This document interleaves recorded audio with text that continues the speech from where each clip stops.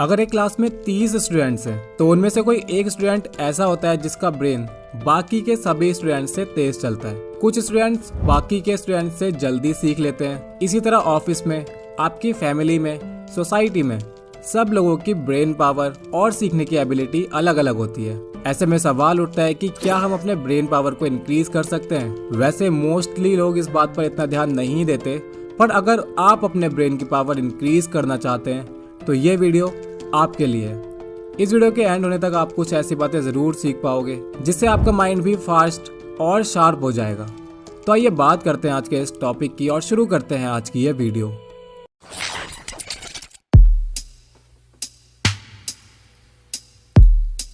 इस यूनिवर्स की सबसे बड़ी मिस्ट्री और सबसे कॉम्प्लेक्स चीज है ह्यूमन माइंड। एक अच्छे माइंड का मतलब होता है आप कोई भी बात जल्दी याद कर पाएं और लंबे वक्त तक याद रख सकें। इसके अलावा कोई प्रॉब्लम आने पर आप उसका सॉल्यूशन काम रहकर ढूंढ सकें। बहुत जनरल सी बात है कि कोई भी इंसान इंटेलिजेंट पैदा नहीं होता। उसका हार्डवर्क, उसकी आदतें और जाने अनजाने किए गए काम उसे दूसरे लोगों से स्मार्ट और इंटेलिजेंट बना देते हैं। अगर आपके मन में कभी ये सवाल आता है कि हमारे ब्रेन की पावर कितनी है, तो इसका जवाब कोई नहीं दे सकता, क्योंकि हमारा ब्रेन एक अनलिमिटेड एबिलिटी, एक इनफिनाइट पावर है। तो ऐसा कैसे हो सकता है कि आपके ब्रेन की पावर लिमिटेड हो? आपके ब्रेन की लिमिट आप खुद डिसाइड करते हो। किसी भी काम को देखकर, किसी डिफिकल्ट एग्जाम को देखकर या किसी टॉपर को देखकर आप पहले ही खुद को बता देते हो कि यार ये काम तो मैं कर ही नहीं सकता। ऐसा करके आप अपनी लिमिट पहले ही डिसाइड कर देते हो। वैसे एक क्लास में अगर 30 लोग हैं तो सभी 30 के 30 टॉपर तो नहीं हो सकते, अनटिल अनलेस वहाँ पर सुपर 30 चल रही हो। 30 में से कोई एक या फिर 2 ही टॉप करते हैं। कुछ पास हो जाते हैं और कुछ फेल हो जाते हैं। इसके पीछे का रीजन सिर्फ आपकी ब्रेन पावर या फिर आपकी लर्निंग एबिलिटी नहीं होती। इसका मेन रीजन होता है आपका इंटरेस्ट, आपकी लिमिटेशंस और आपका खुद को दूसरों से कम समझना। कुल मिलाकर बात इतनी है कि आपका ब्रेन एक इलास्टिक जैसा होता है। इसे आप जहां लिमिट करोगे ये वहीं रुक जाएगा, और अगर आप इसे इम्प्रूव करना चाहते हो, इसकी पावर को बढ़ाना चाहते हो, तो आप इसको जितना ज़्यादा एक्सपैंड करोगे ये उतना ज़्यादा ही बढ़ता जाएगा। इलास्टिक और ब्रेन में सिर्फ एक फ़र्क है। इलास्टिक के बढ़ने की एक लिमिट होती है, पर हमारा ब्रेन लिमिटलेस है। तो सबसे पहले खुद को किसी से कम नहीं समझना और अपने ब्रेन को लिमिट में बांधकर नहीं रखना। ये तो थी कुछ इंपॉर्टेंट बातें जो आपसे शेयर करना ज़रूरी था। अब अपने ब्रेन पावर को इंक्रीज करने की पहली टिप है बिल्ड स्ट्रॉन्ग कनेक्शंस। अक्सर ये बोला जाता है कि सक्सेसफुल लोग हो या फिर टॉपर्स, वो अकेले रहना ही पसंद करते हैं। हो भी सकता है कि आप अकेले रहकर अपनी क्लास में टॉप कर लो, लेकिन टॉपर बनना सक्सेसफुल होने की गारंटी नहीं होती। अकेले रहना आपको टॉपर तो बना सकता है अगर आप पढ़ाई कर रहे हो तब, लेकिन ये आपकी ब्रेन पावर को इंक्रीज नहीं होने देता। अकेले रहना आपके कॉग्निटिव फंक्शंस के लिए अच्छा नहीं होता। अकेले रहने पर आपकी ओवरऑल वेलबींग पर काफ़ी बुरा असर होता है। यह आपको मेंटली, इमोशनली और फिजिकली कमज़ोर बना देता है। जब तक आप बेहतर कनेक्शंस और रिलेशंस एस्टैब्लिश नहीं करते, तब तक आप अपने ब्रेन की एबिलिटी को एक्सपेंड नहीं कर सकते। दरअसल आप जितने ज़्यादा लोगों से मिलते हैं, बात करते हैं, उतना ही ज़्यादा आप नया एक्सपीरियंस करते हैं। आप उतना ही ज़्यादा नया सीख पाते हैं। खुद को अकेले रखने से आप खुद को जाने अनजाने लिमिट करते हो, और ऐसे में आपका ब्रेन एक्सपेंड नहीं हो पाता, आपकी ब्रेन पावर इंक्रीज नहीं हो पाती। तो आपको ऐसा करने से बचना चाहिए। Number 2, train your brain. अगर आपकी बाइक या कार काफ़ी टाइम से यूज़ नहीं हुई और 1-2 महीने बाद आप उसे स्टार्ट करने की कोशिश करते हो, तो वह स्टार्ट नहीं होती। इसी तरह हम अगर अपनी बॉडी को शेप में लाना चाहते हैं, 6 पैक बनाना चाहते हैं, तो उसके लिए भी हमें मेहनत करनी पड़ती है। हमारे ब्रेन के साथ भी ऐसी होता है। हमें लगता है कि हम अपनी डेली लाइफ में अपने ब्रेन का यूज़ कर रहे हैं, पर हम उसे प्रॉपर यूज़ नहीं कर रहे होते। ब्रेन को अच्छी तरह ट्रेन कीजिए। इसके लिए ज़रूरी नहीं है कि आप बुक्स ही पढ़ें। अपने ब्रेन को अच्छी तरह ट्रेन करने के लिए आप एंटरटेनिंग वे का सहारा भी ले सकते हैं। लाइक रूबिक क्यूब ट्राई कर सकते हैं, सुडोकू, टेट्रिस जैसे गेम खेल सकते हैं, क्रॉसवर्ड सॉल्व कर सकते हैं। कुछ ब्रेन एक्सरसाइज हम भी शेयर कर चुके हैं अपनी पुरानी वीडियोज़ में, आप उन्हें भी ट्राई कर सकते हैं। इस तरह की ब्रेन एक्सरसाइज आपको बिना बोर किए आपके ब्रेन की पावर को इंक्रीज करने में आपकी मदद करती हैं और आपकी लर्निंग एबिलिटी भी अच्छी हो जाती है। अपने ब्रेन का 100% तो कोई भी यूज़ नहीं कर सकता, लेकिन अपनी डेली लाइफ में जितना ज़्यादा हो सके अपने ब्रेन का यूज़ कीजिए और उसे हमेशा एक्टिव बनाए रखिए, और इसके लिए ये ब्रेन एक्सरसाइज आपकी बहुत मदद करती है। Tip number 3, challenge your brain. आपकी स्क्रीन पर अभी एक पैराग्राफ शो हो रहा होगा, क्या आप इसे पढ़ सकते हैं? Your time starts now.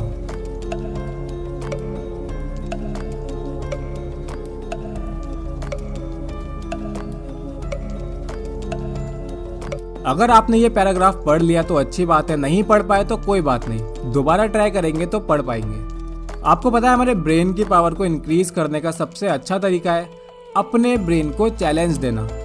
हमारे ब्रेन को चैलेंज बहुत पसंद होते हैं। हमारे ब्रेन को चैलेंजेस उतने ही पसंद होते हैं जितने छोटे बच्चों को चॉकलेट, इंस्टाग्राम इन्फ्लुएंसर्स को फिल्टर और यूट्यूबर्स को व्यूज। जो भी काम ब्रेन चैलेंज के तौर पर देखता है उसे बेहतर से बेहतर करने की कोशिश करने लग जाता है, जो आपकी ब्रेन पावर इंक्रीज करने का सबसे इजी और सबसे बेसिक तरीका है। तो खुद को चैलेंज देते रहिए। सपोज आप रूबिक क्यूब बना लेते हैं, तो आप खुद को चैलेंज दीजिए कि आपको 30 सेकंड के अंदर ये क्यूब बनाना है। इसी तरह डेली लाइफ में छोटे छोटे टास्क खुद को देते रहिए। अगर आप इंट्रोवर्ट हैं तो खुद को चैलेंज दीजिए कि आप अपनी बात अपने ग्रुप में रखने की कोशिश करेंगे। Too hard right? पर इसी को तो चैलेंज कहते हैं। आप इसी तरह के अलग अलग चैलेंज ट्राई कर सकते हैं और अपनी ब्रेन पावर को इंक्रीज कर सकते हैं। आपके हिसाब से आपके लिए सबसे बड़ा चैलेंज क्या होगा? कमेंट सेक्शन में ज़रूर बताएं। और हम देख लेते हैं tip number 4, make a list. आपको उन चीज़ों की और उन आदतों की लिस्ट तैयार करनी है जो आपको लिमिट करती हैं। अपनी डेली लाइफ को एनालाइज कीजिए और ध्यान दीजिए कि आपकी वो कौन सी आदतें हैं जो आपको आपके कंफर्ट जोन से बाहर नहीं आने देती, जिनकी वजह से आप अपने ब्रेन को पूरी तरह से यूज नहीं कर पा रहे हो। ये कुछ एडिक्शंस भी हो सकते हैं, आपकी लेजीनेस हो सकती है, या सोशल मीडिया और मोबाइल का एक्सेसिव यूज भी आपके ब्रेन को लिमिट कर सकता है।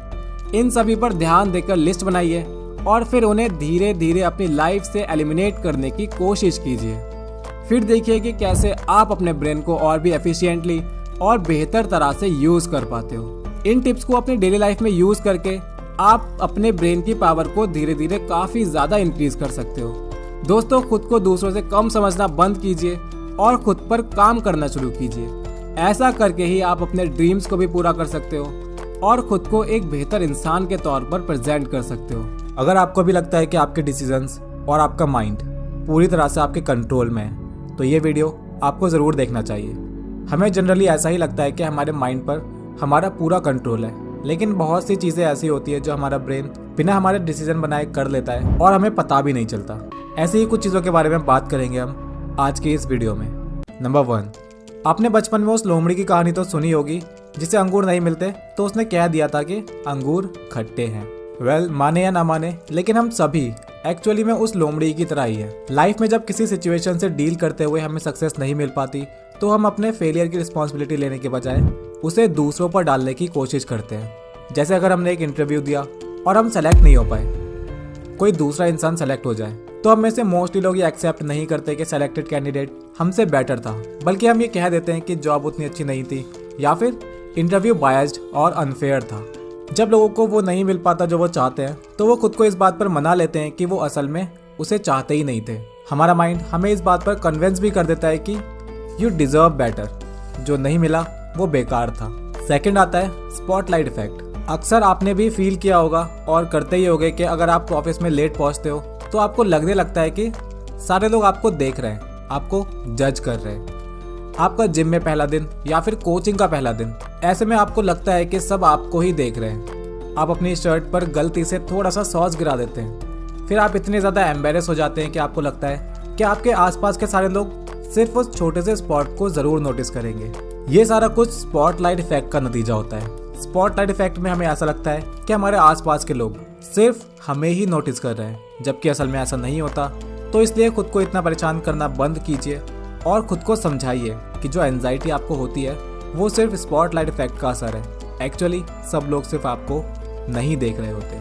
थर्ड है द एंकरिंग इफेक्ट। कभी मम्मी के साथ शॉपिंग पे गए हो और कभी मम्मी को 1000 की जीन्स का 150 रुपया लगाते हुए देखा है? आई एम डेड श्योर कि आप में से कई लोग मम्मी के इस बार्गेनिंग स्टाइल पर एम्बेरस फील करते होंगे। कईयों ने तो मम्मी से कहा भी होगा कि यार मम्मी आप हद करते हो बिल्कुल। लेकिन हैरानी तब होती है जब शॉपकीपर एक्चुअल में 1000 रुपीज़ की जीन्स को 150 रुपये में दे भी देते हैं। बेसिकली जब हमें लगता है कि हमारी मम्मी बेवकूफ़ी कर रही है, एक्चुअल में वो हमसे ज़्यादा स्मार्टनेस दिखा रही होती है। मम्मी को पता होता है कि शॉपकीपर्स अपने फ़ायदे के लिए क्या ट्रिक्स यूज़ करते हैं। बेसिकली एंकरिंग इफेक्ट का मतलब है किसी भी बात को प्रूव करने के लिए जब हम स्टैट्स में डिजिट्स का यूज़ करते हैं और हम देखते हैं कि हमारे फाइनल रिजल्ट्स उन स्टैट्स से काफ़ी अफेक्ट हो रहे हैं। एग्जाम्पल के लिए देखते हैं, शॉपकीपर्स हमेशा अपने प्रोडक्ट का प्राइस उसके एक्चुअल प्राइस से काफ़ी ज़्यादा सेट करते हैं, क्योंकि उन्हें पता है कि हाई प्राइस को देखकर हम उसी के अकॉर्डिंग बार्गेन करेंगे और 1000 रुपीज़ के प्राइस में हम बार्गेन करके 500 या फिर 700 तक देना भी सेटिस्फैक्ट्री लगेगा। लेकिन वो ये नहीं जानते कि मम्मी तो मम्मी होती है, कोई और समझे या ना समझे वो इस चालाकी को अच्छी तरह से समझती है। वैसे आप कितना बार्गेन कर लेते हो कमेंट करके ज़रूर बताना। और हाँ इंट्रोवर्ट्स, क्या आप बार्गेन कर पाते हो? बढ़ते हैं अगले पॉइंट की तरफ, द हेलो इफेक्ट। ये दो डॉक्टर्स हैं, आपको बोला जाता है कि आपको इन दोनों में से किसी एक डॉक्टर को चूज करना है अपने लिए। फर्स्ट इंप्रेशन के बाद आप इन दोनों में से किसको ज़्यादा ट्रस्ट करोगे? हमने अक्सर सुना है ना कि प्यार में अंधे हो जाते हैं, मतलब हमारे आसपास ज़रूर कोई ना कोई इंसान ऐसा होता ही है, हमारा दोस्त, हमारा भाई बहन या कोई कज़न, जो प्यार में इतना ज़्यादा पागल हो जाता है कि उसे अपने पार्टनर में सिर्फ अच्छी चीज़ें दिखाई देती हैं और हम उसे उसके पार्टनर की कितनी भी निगेटिविटी बताएं वो उन्हें कभी दिखाई नहीं देती। क्या आप जानते हो ऐसा क्यों होता है? ऐसा होता है हेलो इफेक्ट की वजह से। हेलो इफेक्ट को first impression is the last impression की मदद से समझा जा सकता है। इसे ऐसे समझिए कि आपके सामने दो लोग हैं, रोहन और राज।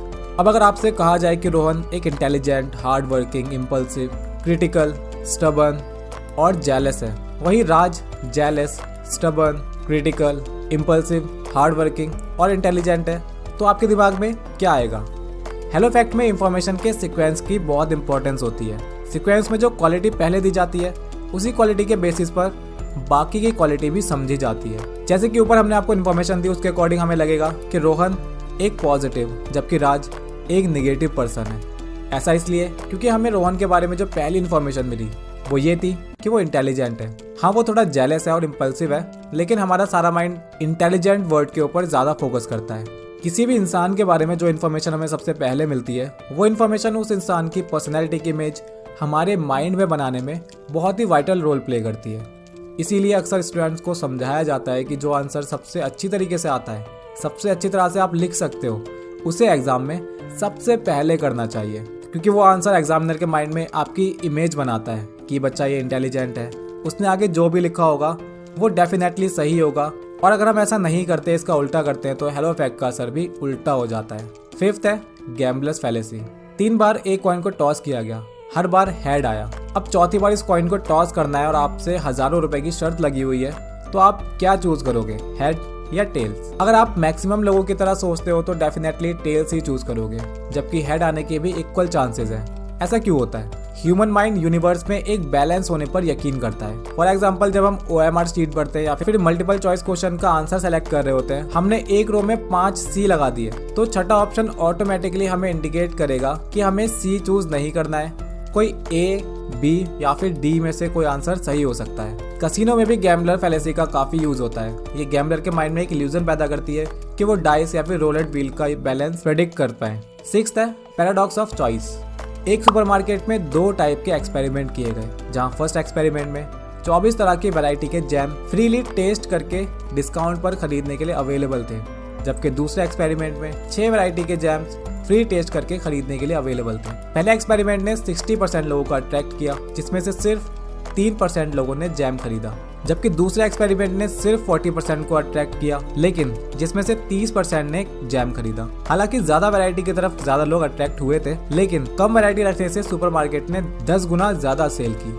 इसे कहते हैं पैराडॉक्स ऑफ चॉइस, जिसमें ज्यादा चॉइसेस होने से इनिशियली लोग तो बहुत ज्यादा अट्रैक्ट होते हैं, लेकिन ज्यादा चॉइस होने की वजह से inner paralysis of decision fatigue हो गया। मतलब ज्यादा चॉइसेस होने से हमारा माइंड उन चॉइस के बीच में सेलेक्ट करते करते थक जाता है और इसका रिजल्ट होता है कि वो अल्टीमेटली कोई चॉइस कर ही नहीं पाता, जबकि कम ऑप्शन होने की वजह से डिसीजन काफी क्विक होते हैं। अगर आप अपने सोशल सर्कल में थोड़े एक्टिव हो, थोड़े बहुत दोस्त वगैरह भी हैं, तो आप एक वियर्ड चीज नोटिस करोगे कि आपकी लाइफ में कुछ लोग होते हैं जिनकी तरफ आप अट्रैक्ट होते हो और कुछ लोग आपके तरफ अट्रैक्ट होते हैं। इसमें जो मेन डिफरेंस है वो है जो लोग आपके तरफ अट्रैक्ट होते हैं उन्हें मोस्टली इग्नोर किया जाता है, और जो आपको अट्रैक्टिव लगता है वो आपको इग्नोर करता है। जो लोग सामने वाले इंसान की पर्सनैलिटी को समझ नहीं पाते, उन्हें उसकी पर्सनैलिटी का कोई आइडिया नहीं होता, ऐसे में उनका रिलेशनशिप को लेकर एक्सपीरियंस कुछ ज्यादा ही खराब रहता है। अब बात आती है नार्सिसिस्ट पर्सनैलिटी की। बेसिकली नार्सिसिस्ट वो लोग होते हैं जो अपने सामने किसी दूसरे इंसान की बिल्कुल वैल्यू नहीं करते। उनकी लाइफ में सिर्फ उनकी सेल्फ रिस्पेक्ट, उनकी value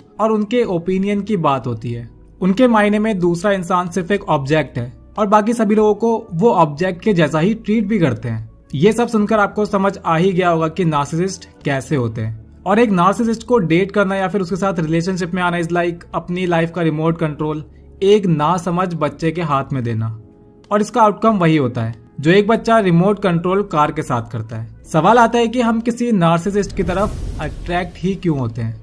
European journal of personality में पब्लिश्ड 2016 की एक स्टडी में देखा गया कि narcissist short term mating strategies के पीछे भागते हैं। दैट्स व्हाई कुछ ही टाइम बाद उनका रिलेशनशिप एक टॉक्सिक रिलेशनशिप बन जाता है। किसी भी नार्सिसिस्ट के साथ रिलेशनशिप के 3 मेन स्टेजेस होते हैं। पहला, आइडियलाइज। इसमें आपको वो वैल्यू देते हैं, खुद को एक आइडियल इंसान या फिर एक आइडियल मैन या वुमेन जैसा शो करते हैं। ओवरऑल एक अच्छी इमेज क्रिएट कर लेते हैं आपके मन में। उसके बाद दूसरी स्टेज होती है डिवैल्यू। टाइम के साथ साथ आपकी वैल्यू उनकी नजरों में कम होती चली जाती है और धीरे धीरे आपको बुरी तरह से ट्रीट किया जाने लगता है। थर्ड आता है डिस्कार्ड। आपको यूजलेस, वर्थलेस फील करवाकर आपसे दूरी बना ली जाती है। इतना सब कुछ होने के बावजूद भी एक नार्सिसिस्ट की तरफ अट्रैक्शन डेवलप होने के 2 मेन रीजन होते हैं। पहला है they make you feel good. Attention narcissist के लिए फ्यूल का काम करती है।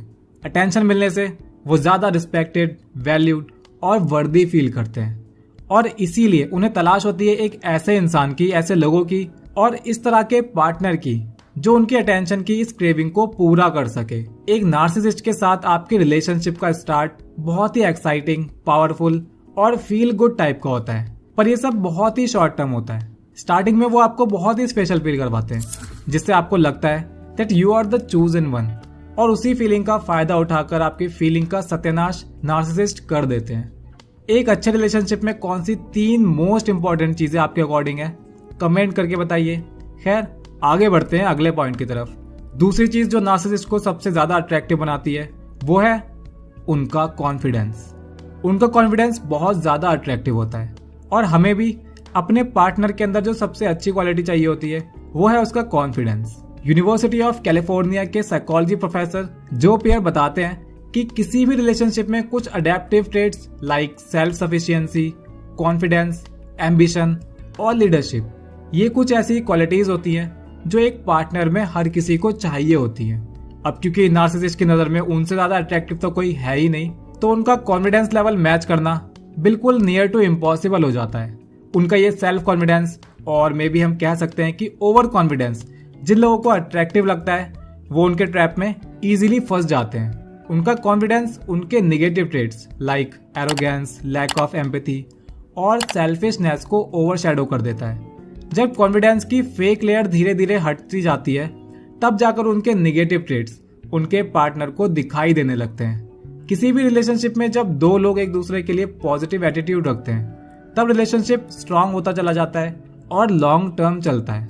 नार्सिसिस्ट के साथ रिलेशनशिप प्रॉब्लम तब शुरू होती है जब उनका पार्टनर उनको कुछ इम्प्रूव करने के लिए या फिर कुछ पॉजिटिवली चेंज करने के लिए उन्हें क्रिटिसाइज करता है। दूसरों के पेन, फीलिंग, इमोशंस को लेकर हमेशा इनसेंसिटिव रहने वाले नार्सिसिस्ट क्रिटिसिज्म को लेकर बहुत ही ज्यादा सेंसिटिव होते हैं। उनसे बिल्कुल भी बर्दाश्त नहीं होता कि कोई भी इंसान उनमें कोई कमी निकाले, इवन इफ वो उनके भले के लिए ही क्यों ना हो।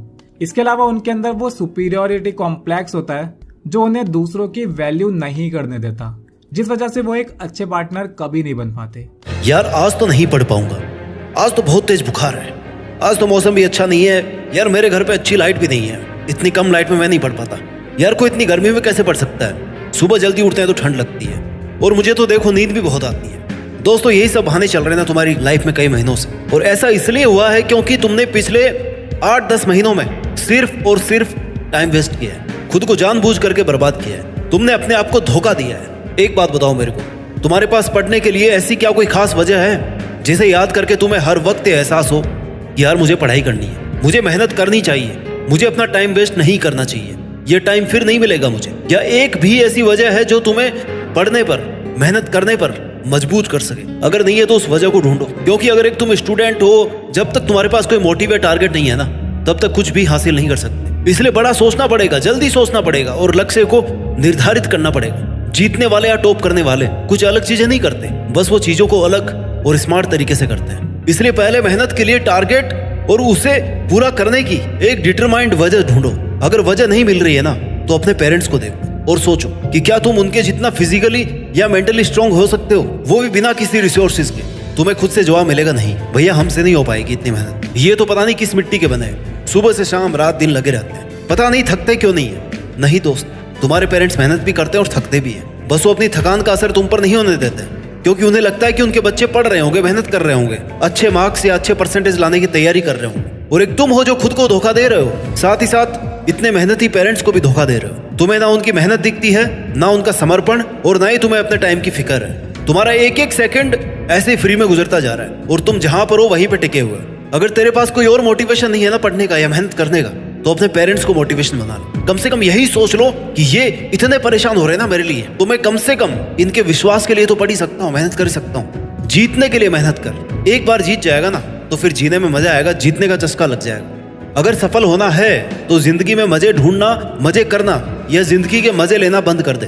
तू साल भर से पढ़ाई के अलावा सब काम कर रहा था, everything you were doing except study. Social media पे टाइम वेस्ट कर रहा था, वेब सीरीज देख रहा था, रजाई में घुसा पड़ा था, दोस्तों के साथ मजे करने में लगा था। अभी तो बहुत टाइम है, एक महीना नहीं पढ़ूंगा तो क्या हो जाएगा, बाद में पढ़ लूंगा। कौन सा 90% बनाने वालों को कुछ स्पेशल मिलता है, और इतना तो आता है मुझे कि यार आराम से बना लूंगा 80%, 75, 85। यही विचार चल रहे थे दिमाग में। बुक खोल करके 2 घंटे तक एक भी पेज बिना पलटे उसको निहारने का हुनर है तुम्हारे पास। उतने टाइम में अपनी महान सोच के जरिए चांद तक जा सकता है तू, लेकिन 1 घंटा बैठ करके मन लगा करके पढ़ाई नहीं कर सकता। अब इससे महान और कौन होगा? सच में मूर्ख है यार तू। क्या तूने कभी सोचा है कि तुम्हारे पेरेंट्स तुम्हें क्यों पढ़ाना चाहते हैं, या तुझे पढ़ने के लिए बार बार क्यों बोल रहे हैं? क्योंकि ये चाहते हैं कि इनके साथ जैसा हुआ ना वैसा तुम्हारे साथ ना हो। जैसी इनकी जिंदगी कटी है, जी हाँ जिंदगी कटी है, वैसे तुम्हारी ना कटे, तुम्हें ना काटनी पड़े। लेकिन तुम्हें एक ही चीज लगती है कि मैं पढ़ाई क्यों करूं, क्यों मुझे बार बार टोकते हैं। चल बता, कुछ दिन पढ़ लेगा, कुछ महीने पढ़ लेगा तो क्या हो जाएगा तेरा? कुछ घिस जाएगा, कमी हो जाएगी कुछ। ऐसा तो नहीं है ना कि आज तो 2 घंटे लगातार पढ़ लिया तो फिर तेरी जान पर आफत आ जाएगी। ऐसा नहीं है यार। पता नहीं किस चीज का रोना धोना लगा रखा है, क्या नहीं है तेरे पास। और अगर नहीं भी है तो जितना है ना उससे ही कुछ करने की कोशिश तो कर। पढ़ना शुरू तो कर, मेहनत करना शुरू तो कर। शुरू करना एक बार बस। सबके पास सब कुछ तो नहीं होता है ना, मेहनत करके कमाना पड़ता है, काबिल बनना पड़ता है। ऐसी कौन सी सुविधाएं नहीं है तेरे पास जिनके बिना तू पढ़ नहीं पा रहा है? पढ़ने के लिए क्या चाहिए यार? बुक्स, एक शांत जगह, फोकस्ड माइंड, और क्या चाहिए? ये तीनों चीज तुम्हारे पास में भरपूर मात्रा में। इससे भी ज्यादा सुविधाएं मिल रखी है तुम्हारे को। सबसे बड़ी दिक्कत तो यही है, लत लगी हुई है। अच्छा खाना, अच्छी स्कूल, अच्छी लाइट, अच्छे रूम। तू इसी अच्छाई का फायदा उठा करके ना बस ख्यालों में घूमे जा रहा है। एक काम दिया है पढ़ने का, बस मौत आ रही है उसको करने में। अपने माँ बाप के खर्चे पर जी रहे हो ना बेटा, तब तक ही चाहिए तुम्हें सुविधाएं। जब ये मिलना बंद हो जाएगी तब पता पड़ेगा कि कितना महंगा पड़ता है। वेब सीरीज के लिए रिचार्ज करवाना कितना महंगा पड़ता है। और जो अच्छा खासा टाइम मिल रहा था ना पढ़ने को, तब सारा टाइम बेमतलब की चीजों में वेस्ट हो रहा था। कुछ लोगों का सुबह उठते ही टारगेट बन जाता है कि भाई आज का 2.5 GB खत्म करना है। जब तक 2.5 GB खत्म नहीं होता ना, रील को स्क्रॉल करता रहूंगा बस। तुझे हल्की और बहुत छोटी बातें लग रही होगी, क्योंकि आजकल ये चीजें इतनी हो गई ना कि हमें लगता है कि यार ये सब चीजें नॉर्मल है। लेकिन 2 घंटे का सोशल मीडिया माइंड में 2 दिन का कचरा जमा कर देता है, ये सच है। और ऐसा क्या तूफान आ रहा है पढ़ने में कि जान निकली जा रही है किताबों के नाम से ही। यार तू पढ़ के तो देख। मेहनत और पढ़ाई दोनों ऐसी होनी चाहिए कि पहली बार में जीत जाओ।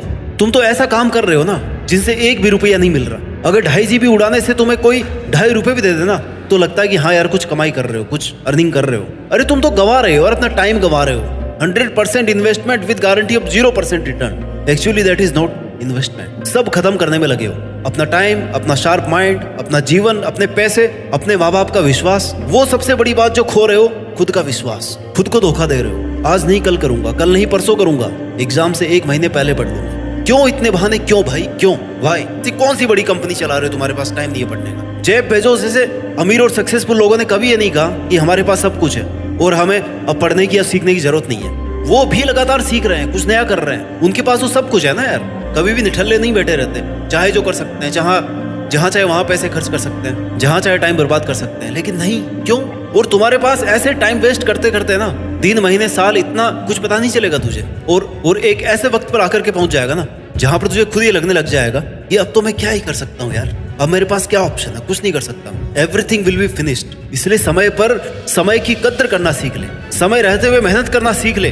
तेरे पास बहुत टाइम है, अभी से स्टार्ट कर सकता है। ऐसे टाइम वेस्ट करके अपने माइंड की पावर को खत्म मत कर, अपनी एनर्जी को गलत जगह पे इस्तेमाल मत कर। जिन लोगों को, जिन चीजों को तू अभी इतनी इंपॉर्टेंस दे रहा है ना, जिनके सामने तुझे अपनी पढ़ाई, अपने पेरेंट्स नजर नहीं आ रहे ना, ये खुदगर्ज लोग तेरे कभी काम नहीं आएंगे। सही बता रहा हूँ। सिर्फ तेरी किताबें, तेरी पढ़ाई और तेरी मेहनत ही तेरे काम आएगी। इसलिए बनावटी और इस फर्जी दुनिया से बाहर निकल, खुद के बारे में सोच, टाइम वेस्ट करना बंद कर। जितना ज्यादा टाइम अपनी किताबों को देगा, उतना ही ऊपर तक जाएगा, उतना ही बड़ा नाम करेगा। तेरी सच्ची, लॉयल और हमेशा साथ देने वाली दोस्त, 100% रिटर्न की गारंटी देने वाली दोस्त केवल तेरी किताबें हैं, जिन्हें पढ़कर, जिनके साथ वक्त बिताकर तुझे कभी अफसोस नहीं होगा कि मैंने मेरी बुक्स को, मेरी पढ़ाई को इतना टाइम क्यों दिया।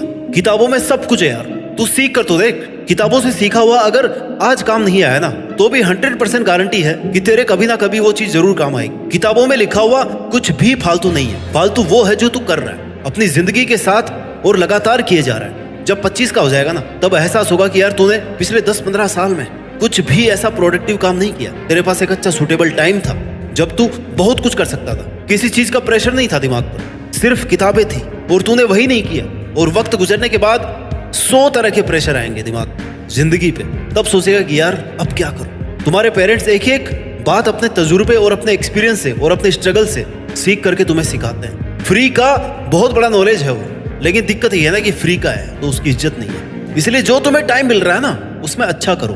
पढ़ाई करने का टाइम मिल रहा है, पढ़ाई करो। स्पोर्ट्स में जाने का मौका मिल रहा है, अच्छी प्रैक्टिस करो। लेकिन एक बार अपना 100% दे करके देखो। तुम्हारा टाइम टेबल ऐसा होना चाहिए ना कि तुम्हारे पास वेस्ट करने के लिए टाइम ही नहीं बचे। अपने एक एक मिनट का शेड्यूल बनाओ कि यार मुझे ये करना है और आज ही करना है। मेरा आज का टारगेट ये है, मेरा एक हफ्ते का टारगेट ये है, एक महीने का ये है, 6 महीने का ये और एक साल का ये। तुम्हें मजा आना चाहिए पढ़ने में। ऐसा कोई पहाड़ तोड़ने वाला काम नहीं दिया है तुझे, सिर्फ पढ़ने का काम है। मन लगा के पढ़ो, अपना टारगेट बनाओ और इस तरीके से पढ़ो कि अगर दोबारा पढ़े ना, तो तुझे आज का पढ़ा हुआ ये दिन याद आए कि यार हाँ मैंने उस दिन पढ़ा था, उस दिन मैंने तैयारी करी थी, मैंने मेहनत करी थी, आज वो मेरे काम आ रही है। स्टूडेंट्स का दिमाग ना बहुत शार्प होता है, इस दिमाग को काम में लो। गायब हो जाओ दुनिया की नजरों से, कोई फायदा नहीं है बोल करके, दिखा करके बड़ा बनने की। अच्छा जीवन, अच्छे अवसर बहुत कम लोगों को मिलते हैं। तुझे मिल रहा है तो फायदा उठा और लग जा मेहनत में। खुद को बेस्ट बनाने की कोशिश कर। अपने शार्प माइंड पावर का, अपने टाइम का और अपनी नॉलेज का सही जगह पर इस्तेमाल कर। फालतू चीजों से अपने दिमाग को आजाद कर दे। किताबों में घुस जा, फट जानी चाहिए किताबें पढ़ते पढ़ते, क्योंकि तू किताबों के साथ में इन्वॉल्व रहेगा ना, तो किताबें तुझे एंटरटेन कर देगी। तुझे किसी और चीज की जरूरत ही नहीं पड़ेगी, क्योंकि जो हम खुशी से सीखते हैं ना, उसे हम कभी नहीं भूलते। किताबों के साथ इतनी अच्छी बॉन्डिंग हो जाएगी तेरी, तुझे कुछ और पसंद ही नहीं आएगा। तू खाली टाइम में भी किताब पढ़ने की ही सोचेगा। इसलिए कहते हैं ना, मेहनत इतनी खामोशी से करो कि कामयाबी शोर मचा दे। जिसने भी खुद को खर्च किया ना, दुनिया ने उसी को गूगल पर सर्च किया। खुद से वादा कर कि मैं खामोश रहूंगा, मेहनत करूंगा, अपनी नजरें झुकाए रखूंगा, मेहनत के बलबूते पर अपनी पहचान बनाऊंगा। मैं खुद को इस लायक बना लूंगा कि दुनिया जब मेरी कामयाबी को जानेगी ना, तो मेरी मेहनत की मिसाल देगी। जीत फिक्स का ये वीडियो सुनने के बाद खुद से वादा करो कि मैं बिना टाइम वेस्ट किए आज से ही इतनी मेहनत शुरू करूंगा कि देश में अपना नहीं बल्कि दुनिया में देश का नाम रोशन करके दिखाऊंगा। जय हिंद, वंदे मातरम।